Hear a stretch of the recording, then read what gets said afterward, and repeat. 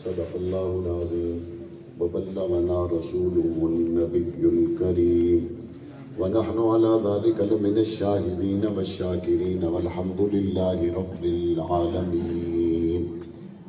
بآواز بلند درود پاک پڑھنے کی سعادت حاصل کریں۔ اللهم صل على محمد وعلى آل محمد كما صليت على إبراهيم وعلى آل إبراهيم إنك حميد مجيد اللهم بارك على محمد وعلى آل محمد كما باركت على إبراهيم وعلى آل إبراهيم إنك حميد مجيد۔ سامعین محترم، مسلمانوں کا یہ عقیدہ ہے کہ حضور صلی اللہ علیہ وسلم آخری نبی ہیں، آخری رسول ہیں، آخری معصوم ہیں۔ مسلمانوں کا یہ عقیدہ ہے کہ حضور صلی اللہ علیہ وسلم کے بعد نہ تو کوئی نبی آ سکتا ہے، نہ کوئی رسول آ سکتا ہے، نہ کوئی معصوم آ سکتا ہے۔ مسلمانوں کا یہ عقیدہ ہے کہ آخری مرتبہ جبرائیل علیہ السلام حضور نبی کریم صلی اللہ علیہ وسلم کے قلب انور پر اللہ کا پیغام لے کر نازل ہوئے تھے۔ اب قیامت آ سکتی ہے، دوبارہ جبرائیل کسی پر وحی لے کر نازل نہیں ہو سکتے۔ مسلمانوں کا یہ عقیدہ ہے کہ تمام انبیاء اعلیٰ لیکن ہمارے نبی سب سے اعلیٰ۔ مسلمانوں کا یہ عقیدہ ہے کہ تمام رسول اعلیٰ لیکن ہمارے نبی سب رسولوں سے اعلیٰ۔ مسلمانوں کا یہ عقیدہ ہے کہ تمام انبیاء کے اصحاب اعلیٰ لیکن ہمارے نبی کے اصحاب سب سے اعلیٰ۔ مسلمانوں کا یہ عقیدہ ہے کہ سب نبیوں کی امتیں اعلیٰ لیکن ہمارے نبی کی امت سب سے اعلیٰ۔ اور مسلمانوں کا یہ عقیدہ ہے کہ اللہ تعالیٰ نے تمام انبیاء کا انتخاب خود کیا۔ مسلمانوں کا یہ عقیدہ ہے کہ اللہ نے تمام اصحاب کا انتخاب خود کیا۔ مسلمانوں کا یہ عقیدہ ہے کہ ہر ایک کا انتخاب غلط ہو سکتا ہے، رب کا انتخاب غلط نہیں ہو سکتا۔ مسلمانوں کا یہ عقیدہ ہے کہ انبیاء پر انگلی اٹھانے والا رب کے انتخاب پر انگلی اٹھانے کی وجہ سے مسلمان نہیں، اور مسلمانوں کا یہ عقیدہ ہے کہ صحابہ پر انگلی اٹھانے والا رب کے انتخاب پر انگلی اٹھانے کی وجہ سے مسلمان نہیں۔ مسلمانوں کا یہ عقیدہ ہے کہ حضور نبی کریم صلی اللہ علیہ وسلم تشریف لائے تو نبوت کا دروازہ بند، اور حضور علیہ السلام تشریف لے گئے تو صحابیت کا دروازہ بند۔ مسلمانوں کا یہ عقیدہ ہے کہ میرے نبی کے آ جانے کے بعد کوئی نبی نہیں آ سکتا، اور میرے نبی کے چلے جانے کے بعد کوئی صحابی نہیں آ سکتا۔ مسلمانوں کا یہ عقیدہ ہے کہ حضور نبی کریم صلی اللہ علیہ وسلم سے پہلے انبیاء کی جماعت کو جو مقام اور مرتبہ ملا وہ نسبت مصطفیٰ کی وجہ سے ملا، انتخاب خدا کی وجہ سے ملا، اور حضور علیہ السلام کے بعد جس جماعت کو مقام اور مرتبہ ملا وہ بھی نسبت مصطفیٰ کی وجہ سے ملا اور انتخاب خدا کی وجہ سے ملا۔ ہم جب یہ عقیدے کی باتیں کر چکے اور اس میں یہ بات طے ہو گئی کہ انبیاء اللہ کا انتخاب ہیں، صحابہ اللہ کا انتخاب ہیں، یہ منصب سب کے کہنے سے نہیں بلکہ صرف رب کے طے کرنے سے ملا ہے، تو پھر اس میں ادب کرنا، احترام کرنا، عزت اور عظمت کی نگاہ سے دیکھنا یہ اہل ایمان کا کام ہے۔ بعض لوگوں کو اس بات کا شوق رہتا ہے، کہتے ہیں کہ اگر کوئی دو لوگوں کا اختلاف ہو جائے اس مقدس جماعت میں تو کسی ایک طرف پوزیشن لینا بڑا ضروری ہے۔ ایسا نہیں ہو سکتا کہ دونوں حق پر ہوں، ایسا نہیں ہو سکتا کہ دونوں درست ہوں، لہذا ایک طرف پوزیشن لینا بہت ضروری ہے۔ میں نے کہا اس معاملے میں آپ آگے نہ بڑھیں، چونکہ یہ پی ٹی آئی اور نون لیگ کا الیکشن نہیں ہے کہ آپ کہیں ایک طرف ہونا ضروری ہے۔ یہ لوگوں کے انتخابات نہیں ہیں، یہ رب کا انتخاب ہے۔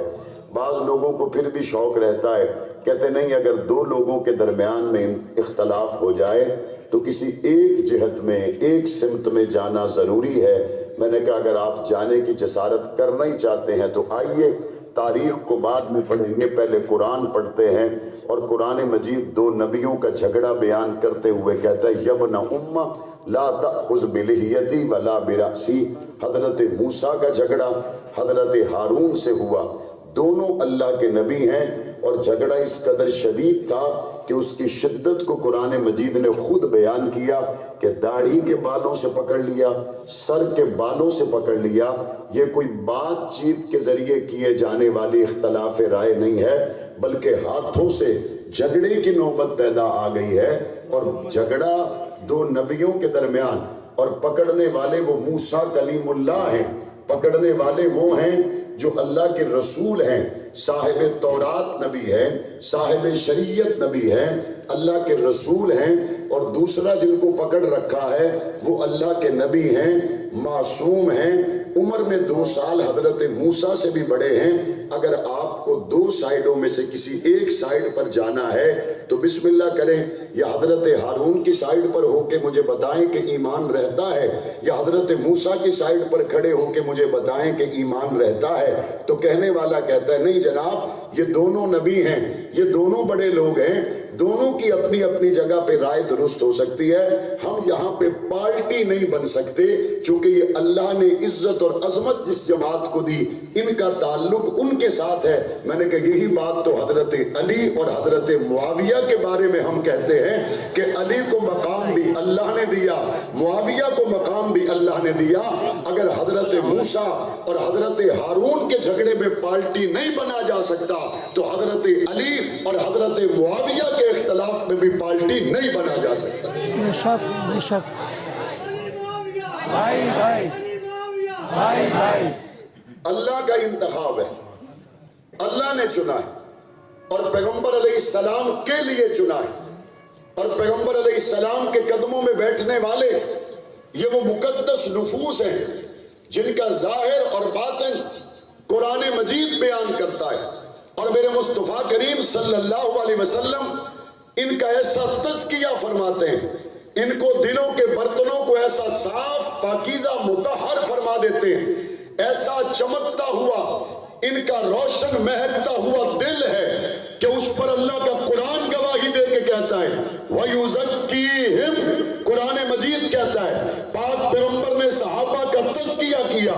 پاک پیغمبر نے صحابہ کے دلوں کو چمکا دیا، پاک پیغمبر نے صحابہ کے اندر کو منور و معطر کیا۔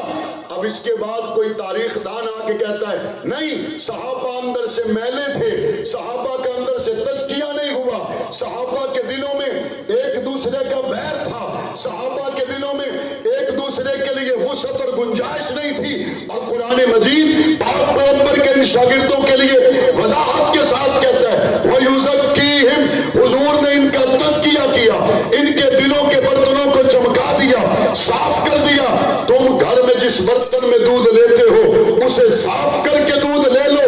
مصطفیٰ کو اللہ نے جن صحابہ کو دیا ان کے دلوں کے برتنوں سے اچھے دل کسی کے ہو ہی نہیں سکتے۔ اللہ کا انتخاب ہے، اللہ نے عزت دی ہے، اللہ نے مقام اور مرتبہ دیا ہے۔ ہاں یہ ضرور ہے اللہ کسی کو مقام دے، دوسرا حسد کرے تو کرتا رہے، اللہ کسی کو شان دے دوسرا جلتا ہے تو جلتا رہے، اس کا ہمارے پاس علاج نہیں۔ اور علاج ایسا بھی ہوا کہ حضرت عمر ابن خطاب نے جب زمین پہ درہ مارا تو آج تک نہیں ہلی، جب ایرانیوں کی گردن پہ تلوار چلائی تو آج تک تکلیف نہیں رکی۔ یہ تو کمال عمر ہے، یہ تو حضرت عمر کی پاک پیغمبر کی صحبت میں بیٹھنے کی برکت کا واضح نظارہ اور کمال ہے۔ میں اس کی سوکھی مثال دینا، سرگو دے دا بندہ جب پورا زور لا کے کتے نو سوٹا مارے تو کتا کو چنگی چیک نہ مارے تو بندہ آدھا میرا زور انجے فضول گیا، انہوں تو ہویا ہی کچھ نہیں، میں میں سارا زور لایا اس نو تو ہویا ہی کچھ نہیں۔ اور جی میں بندہ ٹکانے تے سوٹا مارے نہ چنگا زور نال تے کتے کتے دی چیخ آوے چنگی سوادی تے بندے دا دل ٹھار جاندا تے انہوں صحیح ٹھکانے تے لگا ہے، انہوں صحیح ٹھکانے تے لگا ہے. اس کی چیخ بتاتی ہے کہ نشانہ ٹھیک تھا یا نہیں تھا، اس کی چیخ بتاتی ہے ضرب ٹھیک تھی یا نہیں تھی. حضرت عمر فاروق رضی اللہ تعالیٰ عنہ فاتح ایران ہے، اور حضرت عمر فاروق کا قاتل ابو لولو مجوسی ہے، اور آج بھی اس کا مصنوعی دربار ایران میں بنا کر انہوں نے بتا دیا عمر نے جو ضرب 1400 سال پہلے لگائی تھی چیخ آج بھی محسوس ہو رہی ہے. سٹا عمر دیا عمر تے چیخا نہ نکلے.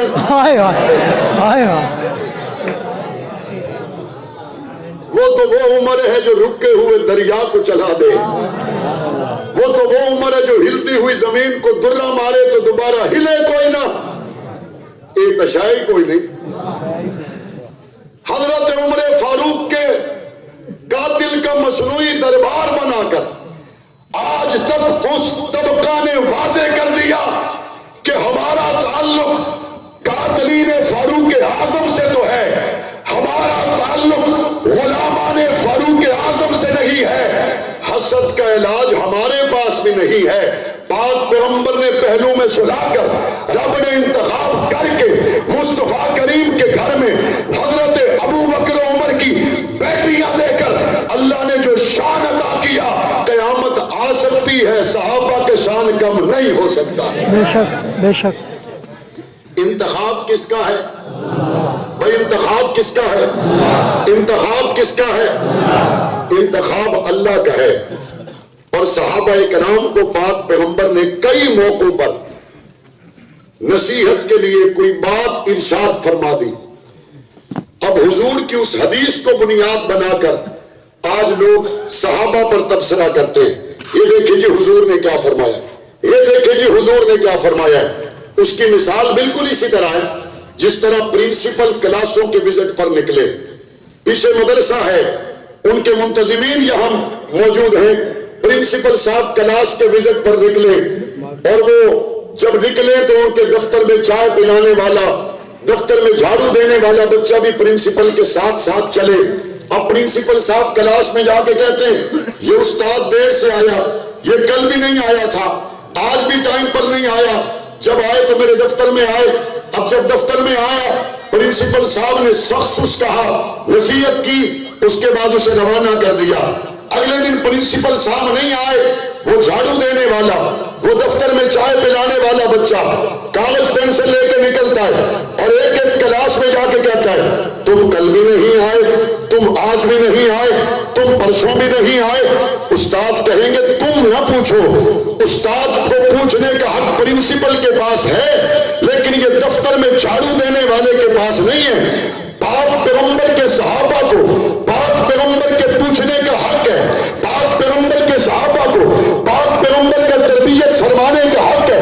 پاک پیغمبر صحابہ کی اصلاح فرما سکتے ہیں، لیکن بعد میں کوئی چوڑا محمد کے صحابہ کو دیکھے یہ نہیں ہو سکتا.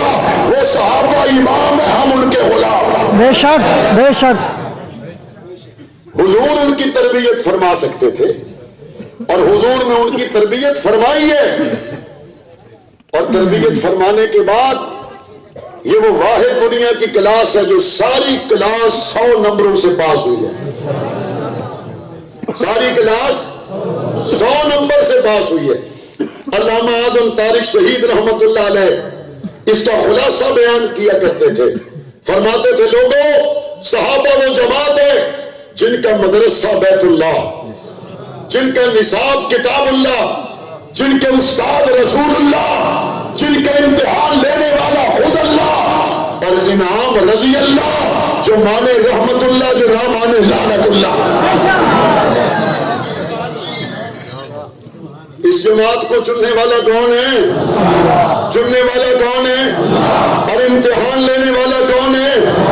اور رضی اللہ کہنے والا کون ہے؟ اللہ نے چمکا دیا، مقام عطا کیا، مرتبہ عطا کیا، شان عطا کیا.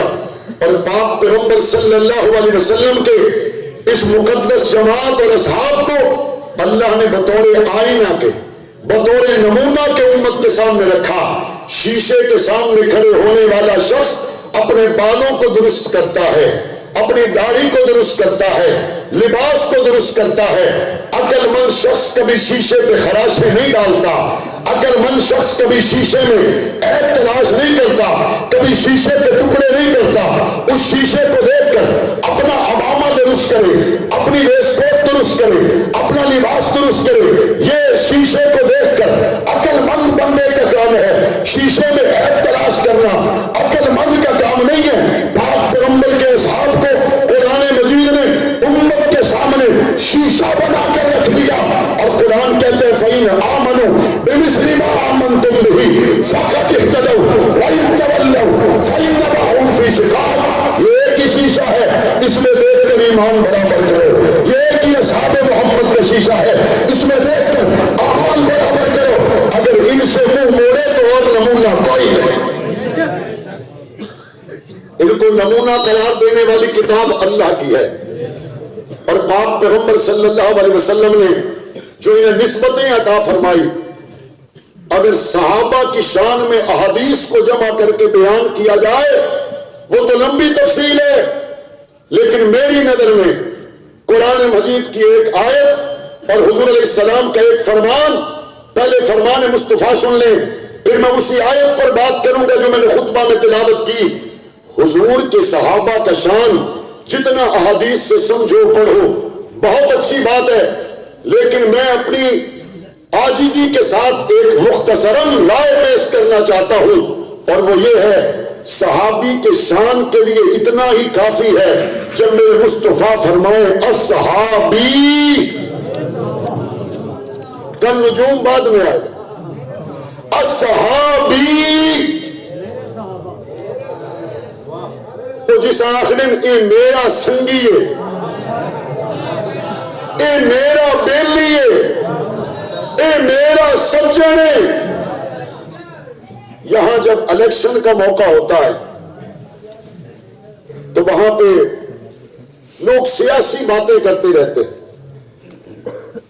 لیکن جب کوئی کسی جگہ پر بڑے سے بڑا پارٹی کا لیڈر آ کے کسی کو یہ کہہ دے بھئی یہ میرا دوست ہے، یہ میرا ساتھی ہے، اب اس پارٹی سے تعلق رکھنے والے لوگ اس کی قوم پر بحث نہیں کرتے، اس کے قبیلے پر بحث نہیں کرتے، اس کے حسب نسب پر بحث نہیں کرتے، اس کے مالدار ہونے یا نہ ہونے پر بحث نہیں کرتے۔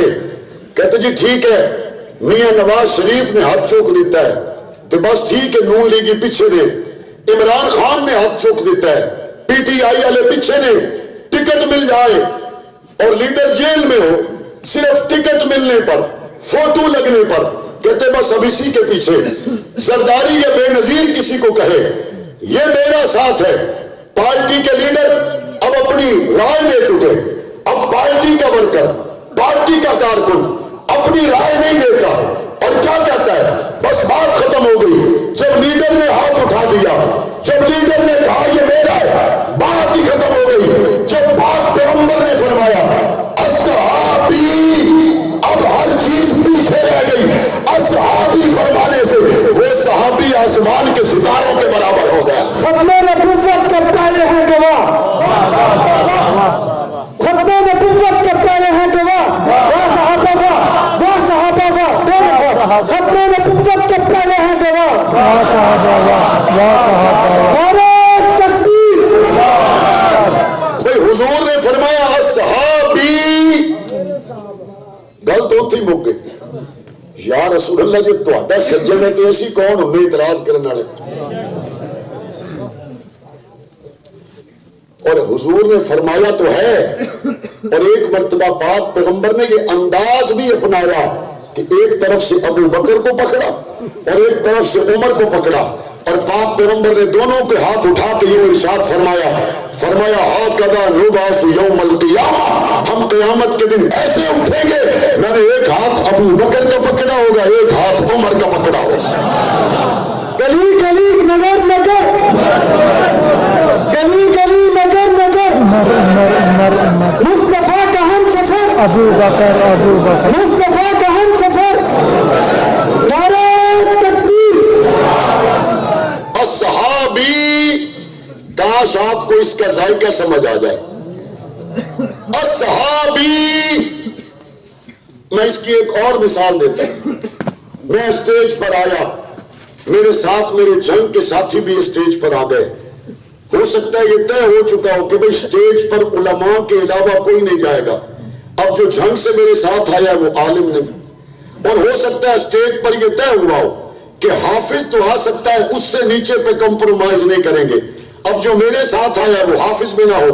اور یہ بھی ہو سکتا ہے یہ طے ہوا ہو کہ بھئی اسٹیج پر وہ آئیں گے جنہوں نے سر پہ امامہ پہنا ہو. اب جو میرے ساتھ آیا وہ ننگے سر ہے. اب سب نے سوال اٹھایا، او بھائی طے تو یہ ہوا تھا کہ سوائے امامہ والوں کے علماء اور حفاظ کے کوئی نہیں آئے گا. یہ غیر عالم سر سے ننگا، حافظ بھی کوئی نہیں، یہ اسٹیج پر آیا اور آپ نے اس کو علماء والا پروٹوکول بھی دیا، آپ نے اس کو مولانا کے ساتھ کھانا بھی کھلایا، آپ نے اس کی بڑی عزت کی. یہ تو سراسر پالیسی کے خلاف ہے. ساری بات کا جواب صرف ایک دیا جائے گا، مولانا دے نال آیا. ساری بحث کا جواب ایک لفظ میں دیا جائے گا، بھئی مولانا کے ساتھ آیا. کیا اتنا جواب اصحاب محمد کے لیے کافی نہیں ہے؟ کیا اتنا جواب پاک پیغمبر کے یاروں کے لیے کافی نہیں ہے؟ جب میرے مصطفیٰ نے فرمایا صحابی میرے نال آیا، یا رسول اللہ تواڈے نال آیا کسی رکھا تھے تو یہ تواڈے نال نہیں آیا نا تو تواڈا سگا چچا ابو لہب سی. قوم اج بھی مننے ਲਈ تیار نہیں، قرآن بھی نہیں مانتا، مصطفیٰ کا فرمان بھی نہیں مانتا. جنہوں نے آپ کو مانا، فارس سے آنے والے سلمان کو پاک پیغمبر نے کہا میرا ہے، حبشے سے آنے والے بلال کو پاک پیغمبر نے فرمایا میرا ہے، روم سے آنے والے شعیب کو پاک پیغمبر نے فرمایا میرا ہے. اور قریبی رشتہ دار ایمان نہیں لایا. قرآن تبت یدا ابی لہب و تب کہتا ہے، ابو بکر ایمان لایا، قرآن اس کی صحابیت پر گواہ بن جاتا ہے. ٹرسٹ کا ایک لیول ہوتا ہے.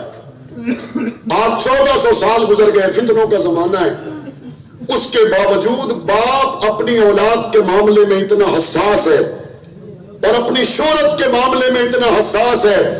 1400 سال گزر گئے، فتنے کا زمانہ. اپنے نطفے کو، اپنے بیٹے کو روزانہ اخبار پڑھیں، باپ اشتہار دیتا ہے آگ نامہ،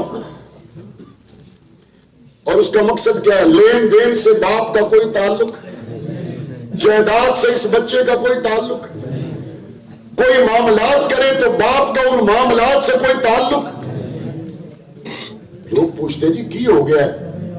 نفسہ نفسی دا دور ہے، بچے کر رہے ہیں اپنے منہ خیر ہے، کہنے نہیں یہ میرا پتر نالائق ہے، میں اس کے معاملات کی ذمہ داری نہیں چک سکتا. میری زمانے چ عزت ہے، میرا زمانے چ مقام ہے، میرا زمانے دے وچ ایک احترام ہے.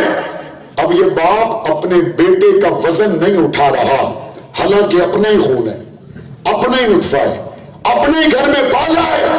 یہ 1400 سال کے بعد باپ کی حساسیت کا عالم ہے کہ وہ اپنا 2 مرلے کا پلاٹ بھی اس بچے کو نہیں دینا چاہتا. میرے مصطفیٰ نے تو سارا دین صحابہ کو دے دیا. تیرا بیٹے پر اعتماد نہ رہے تو 2 مرلے کا پلاٹ نہ دے، بیٹے پر اعتماد نہ رہے آگ نامے کا اشتہار اخبار میں چھپ جائے.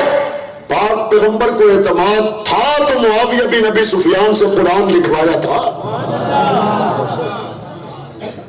پاک پیغمبر کا اعتماد تھا تو پاک پیغمبر نے جب اپنے سر کے بال منڈوائے تو حضرت معاویہ کو بلایا تھا. پاک پیغمبر کو اعتماد تھا تو مصطفیٰ کریم نے 2 بیٹیاں عثمان کو دی تھی. پاک پیغمبر کو اعتماد تھا تو ابو بکر عمر کے گھر سہرے لگا کے مصطفیٰ گئے تھے. پاک پیغمبر کو اعتماد تھا، اسی لیے تو سارے کا سارا دین اپنے یاروں کے حوالے کیا. اے باپ آگ ناموں کے اشتہار دیتا ہے اور میرے مصطفیٰ نے کیا کہا؟ وہ فرمایا لوگوں کان کھول کر سنو، فمن احبہم فبحبی احبہم ومن ابغضہم فببغضی ابغضہم. مجھے اور صحابہ کو علیحدہ علیحدہ نہ سمجھنا، ان سے محبت کرو گے تو مجھ محمد سے محبت کرو گے، اور ان سے نفرت کرنے والا فرمایا مجھ سے بغض کرے گا۔ حضور نے یہ محبت بیان کی۔ حضرت امام یوسف رحمت اللہ علیہ کے پاس ایک شخص آیا اور آ کر کہتا امام صاحب مجھے کدو پسند نہیں۔ حضور نے فرمایا کلمہ پڑھ ورنہ گردن اتر جائے گی، جو سبزی میرے مصطفیٰ کو پسند ہے تجھے کیسے پسند نہیں؟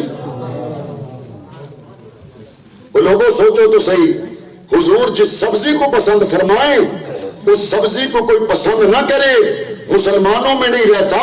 میں تو بات ہی غار والے ابو بکر صدیق کی کر رہا ہوں، میں تو بات ہی کعبے کا لڑ پکڑ کے جسے مانگا گیا اس فاروق اعظم کی کر رہا ہوں۔ باقی بندیاں دے دل دے وچ سوڑ پہ جاندے نے، یہ اج دے نہیں، یہ پرانے چلے آ رہے، یہ پرانے چلے آ رہے ہیں۔ حضرت امام مالک ان کے پاس ایک شخص آ کے کہنے لگا امام صاحب میرے اگے صحابہ دا تذکرہ ہوگا نا تو میرا دل کٹیا جاندہ ہے، میرا دل کٹیا جاندہ ہے۔ امام صاحب نے کہا نیڑے بہ جا، تیرا ذکر قرآن چ بھی آیا، آجا بہ جا، تیرا ذکر قرآن چ بھی آیا ہے۔ انہوں نے کہا جی میرا؟ امام صاحب نے فرمایا پڑھ قرآن لیغیظ بہم الکفار۔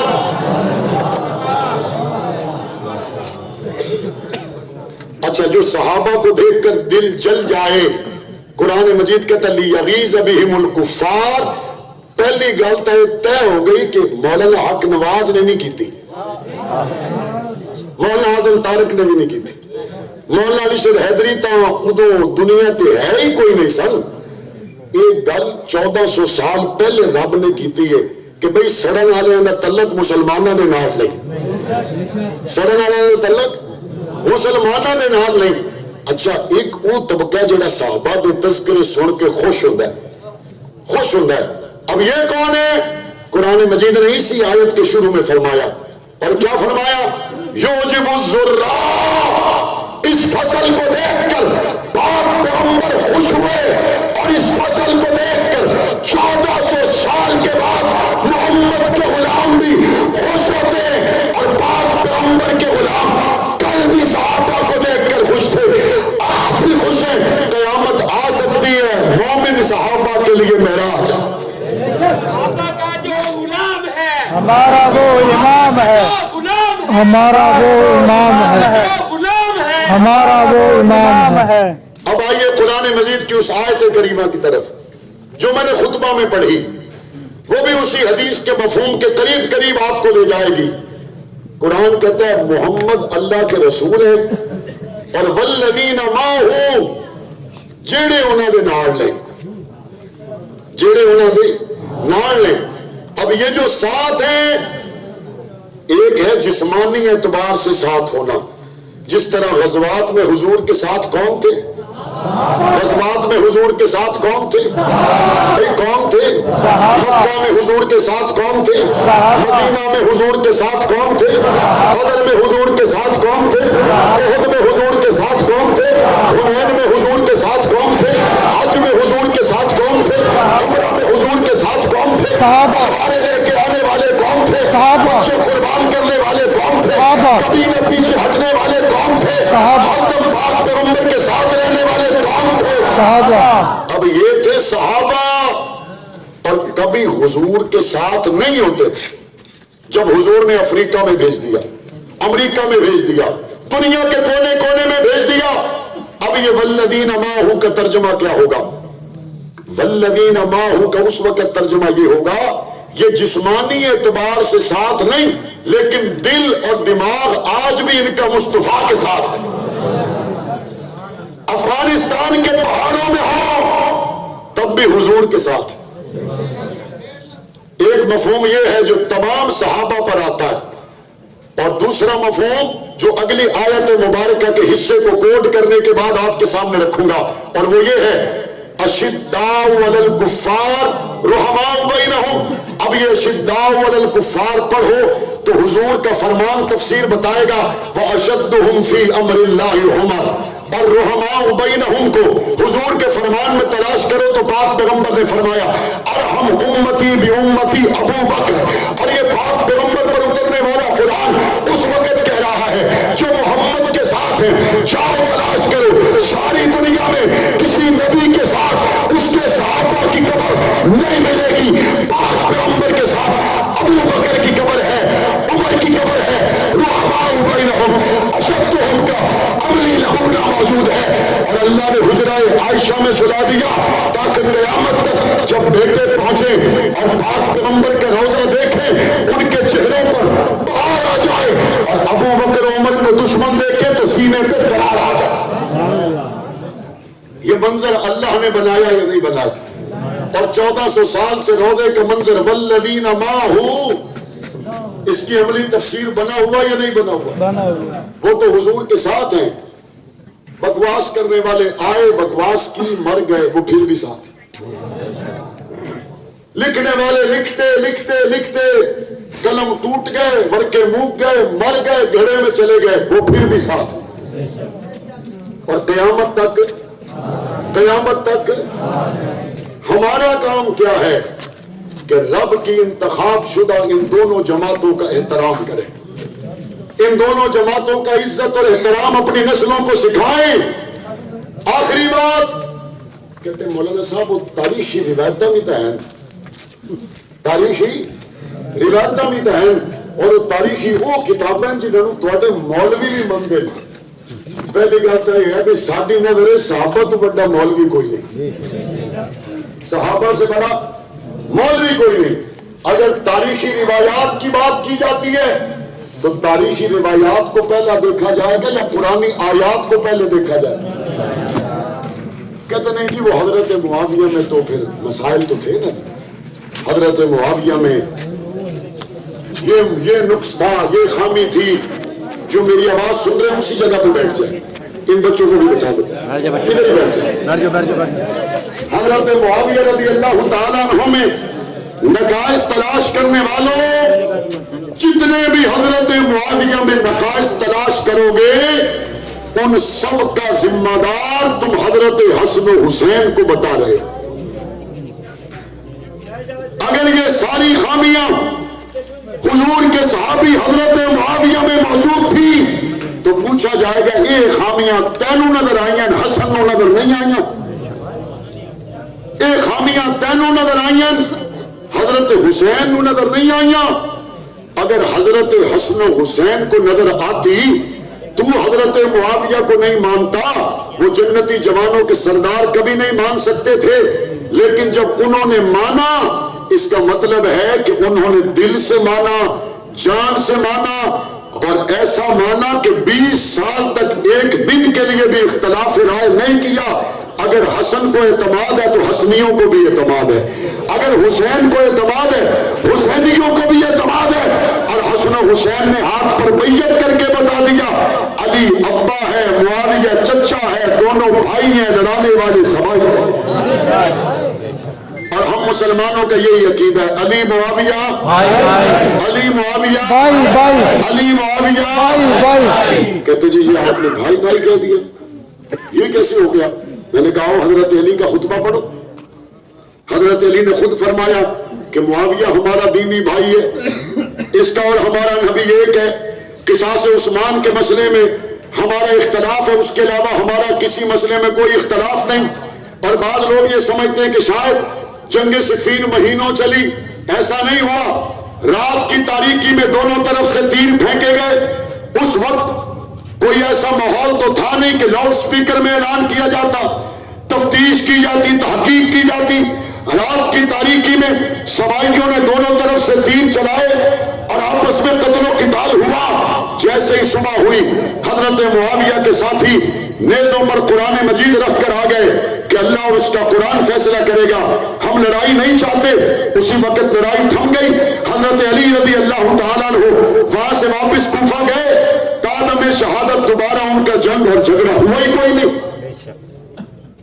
رات کی تاریکی میں ایک واقعہ ہوا اور صبح ہوتے ہی ساری بات ثالثی پر چلی گئی اور اسے صلح سے حل کرنے کے لیے کوششیں شروع ہو گئی.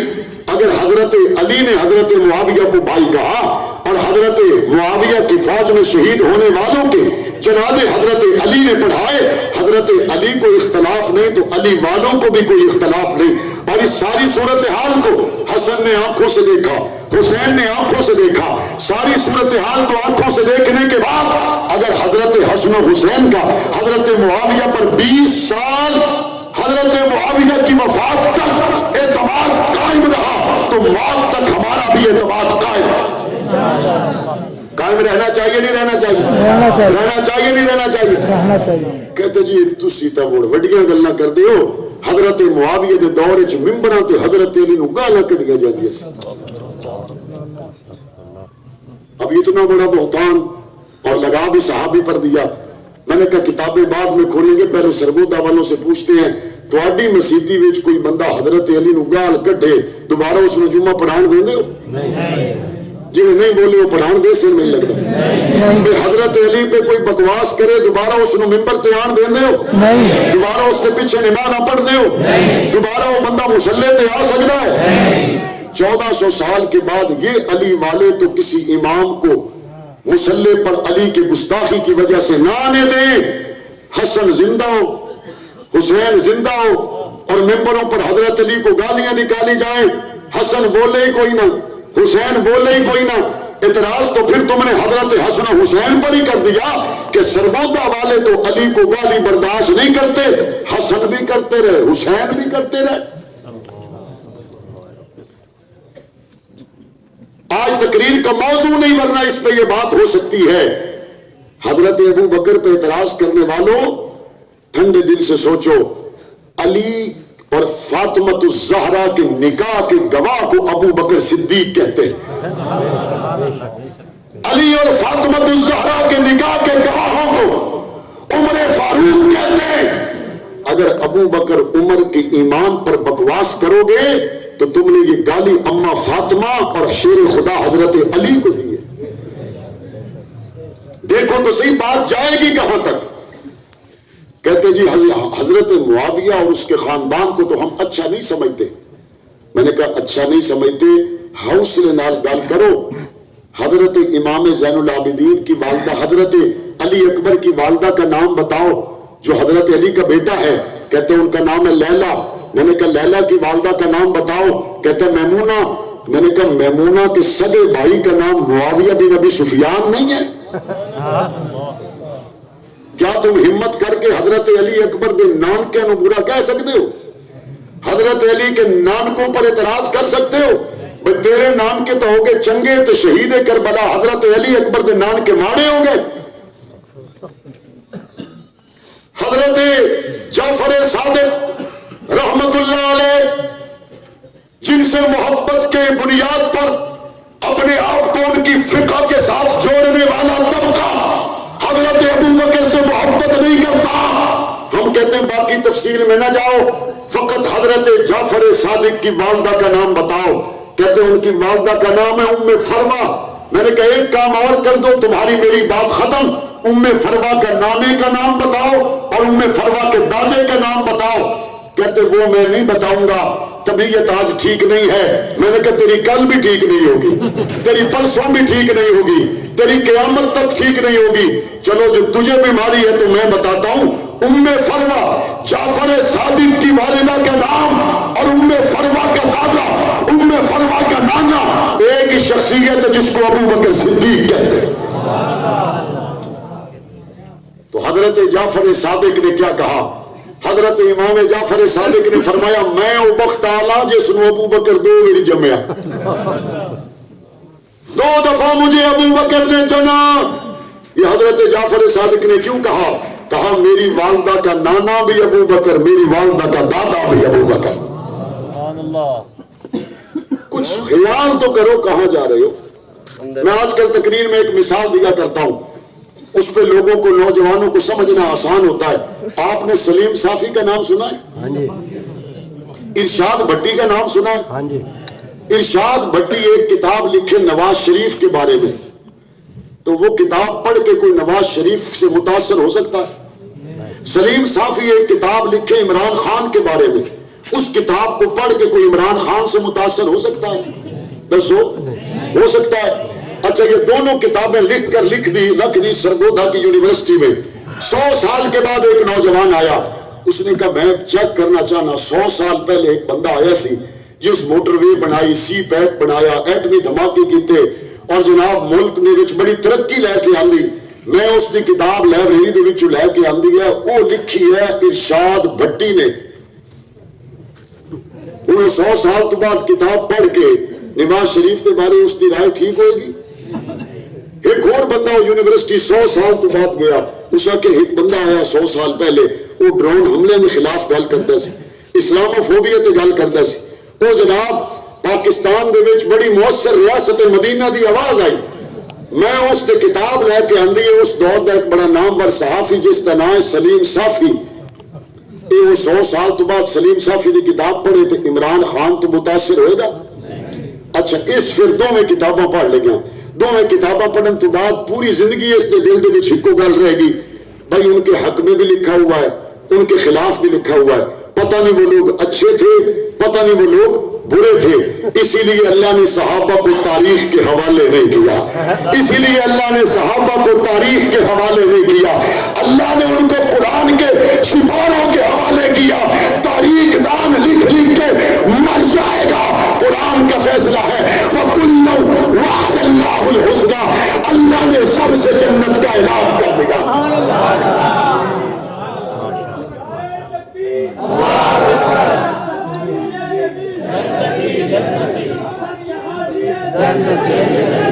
میرا خیال ہے میری بات آپ تک پہنچ گئی.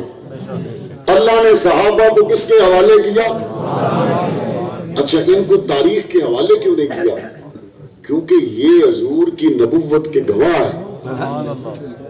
یہ گواہ اگر تاریخ کے حوالے ہو جائیں, تاریخ جیسے زرداری اور نواز شریف کی لکھی جائے اور عمران خان کی لکھی جائے, حد نہیں ہو گئی. ویسی تاریخ ابو بکر کی لکھی جائے, وہ حضور کی ختم نبوت کا عینی گواہ, اور پاک پیغمبر نے کعبے کے دھڑ کو پکڑ کے مانگا عمر ابن خطاب, اور حضور نے دعا مانگتے ہوئے کیا کہا؟ سب کو اسلام نے عزت دی ہے. اور پاک پیغمبر نے عمر کے لیے دعا یہ کہ یا اللہ اسلام کو عزت چاہیے, عمر دے دے. یہ ہستیاں اللہ تاریخ دے حوالے کرے. یہ ہستیاں اللہ نے کس کے حوالے کی ہیں؟ کس کے حوالے کی ہیں؟ بس اس بات کو خلاصہ کے طور پر ذہن میں بٹھا لے, صحابہ کو جب بھی تولا جائے گا تاریخ کے ترازو میں نہیں بلکہ قرآن کے ترازو میں تولا جائے گا. یہ بات طے ہو گئی. آخری بات جو نوجوانوں سے کر دی ہے, اس 1 سال میں 42,000 لوگ فلسطین میں شہید ہو گئے, 10,000 لاشیں ملبے کے نیچے دبی ہوئی ہیں, دودھ پیتے معصوم بچوں کے چیتھڑے اڑا دیے گئے. اور یہ میرے سرگودا کا نوجوان اس ظالم اسرائیل کے ساتھ ابھی تک تجارت سے باز نہیں آیا. اور مجھے بہت افسوس ہے پاکستان میں ان مشروبات بنانے والی کمپنیوں پر جنہوں نے اس موقع پر اسرائیلی مشروبات کا متبادل دینے کی بجائے انہوں نے اپنی پروڈکٹ پر پیسے بڑھا دیے اور انہوں نے کمائیاں شروع کر دی. اس موقع پر تمہارے لیے یہی جہاد بہت تھا کہ تم فریزر سے اسرائیلی مشروبات کو نکال کر مسلم پروڈکٹ لوگوں تک پہنچاؤ.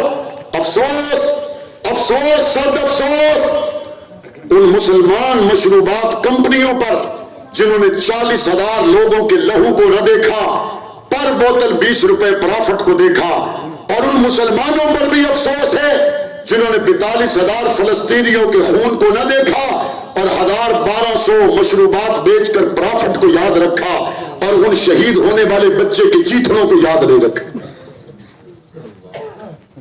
میں آپ سے یہ کہنا چاہتا ہوں, کچھ نہیں کر سکتے تو کم از کم فلسطینیوں کے لیے دعا تو کیا کرو.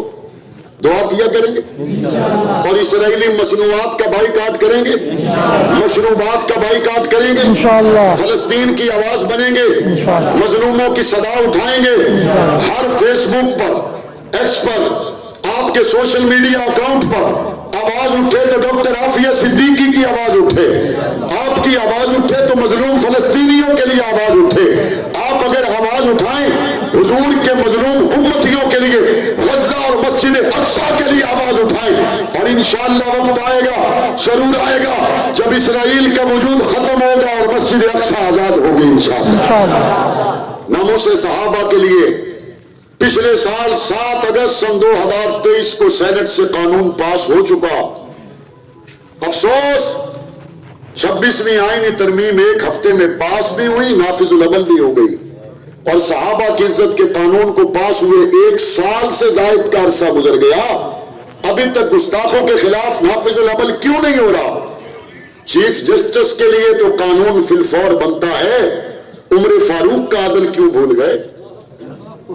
عمر فاروق سے بڑا تاریخ اسلامی میں کون چیف جسٹس ہو سکتا ہے؟ ہمارا آج کے اس اجتماع کے ذریعے یہ مطالبہ ہے کہ پاکستان سے فرقہ وارانہ فسادات کے خاتمے کا بل 7 اگست سن 2023 کو سینٹ سے پاس ہو چکا ہے، ہمارا مطالبہ ہے اسے فی الفور قانونی شکل دے کر نافذ العمل کیا جائے۔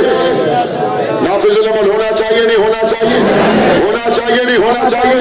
وہ بل پاکستان کی سلامتی کا ذمہ دار ہے، وہ بل پاکستان میں امن اور سلامتی کے قیام کا بہترین ذریعہ ہے، اور اگر اس کے قانونی شکل میں ہیل حجت کی گئی تو سرگودا والے اسمبلی کے باہر جانے کے لیے تیار ہے انشاءاللہ، سینٹ کے باہر جانے کے لیے بھی تیار ہے انشاءاللہ۔ تو آج کے جوان سے کہنا چاہتا ہوں، اٹھ شیر مجاہد ہوش میں آ، تعمیر خلافت پیدا کر، کیوں فرقے فرقے ہوتا ہے، اب ایک جماعت کو پیدا کر تو بھی ترقی دنیا میں، اسباب تجارت پیدا کر، قانون کی دولت ٹکرا دے، عثمان کی دولت پیدا کر، اسلام کے نام تو بھرتا ہے، کفار سے پھر کیوں ڈرتا ہے؟ یا تو اسلام کے نام نہ لے یا شوق شہادت پیدا کر، اور دل سے یہ کہہ کرا گھبرائے نہ، حالات بدلنے والے ہیں، جو قاتل بن کر آئے تھے وہ لمحے ٹلنے والے ہیں، مظلوموں کی یا ہونے شعلوں کی ردائیں پہنی ہیں، یہ چال کفش سیادوں کے اب سجنے گلنے والے ہیں، ہمت لگی طوفانوں میں جذبوں کو ہمارے چھین سکے، جتنا ہم سے الجھو گے ہم آگ مچل دیں۔